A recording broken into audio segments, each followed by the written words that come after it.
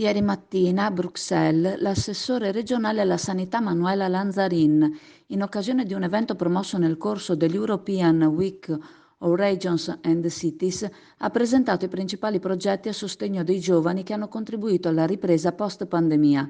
Abbiamo promosso diverse azioni regionali a beneficio di giovani e adolescenti per supportarli nel diventare protagonisti della propria vita, ha dichiarato l'assessore Lanzarin. I nostri ragazzi hanno dimostrato di saper essere innovativi, pieni di idee e capaci di realizzarle. Si sono impegnati in attività di volontariato e di cittadinanza attiva.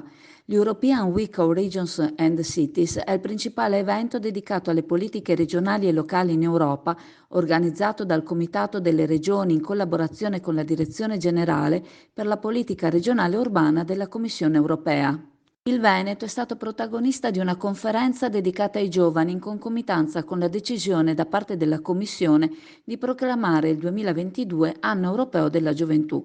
Fin dal 2017 la Regione ha istituito piani di intervento in materia di politiche giovanili, frutto della sinergia con gli enti locali. I piani si articolano in progetti rivolti ai giovani nella fascia 11-29 anni e prevedono azioni volte a rafforzare il capitale sociale dei giovani, a renderli attori e non spettatori, consapevoli delle proprie capacità, energie e potenzialità pronti a sfruttarle al meglio.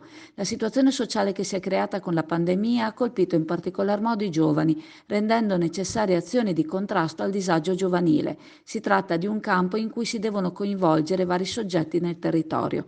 Dopo la pandemia sono nate le unità funzionali distrettuali adolescenti per soddisfare il bisogno di mettere i giovani al centro, aiutandoli a ritrovare autostima. In tal senso il Veneto ha stanziato oltre 2 milioni di euro destinati alle aziende sanitarie per migliorare il servizio e prendersi carico di famiglie in situazione di disagio psicologico accelerato dalla pandemia.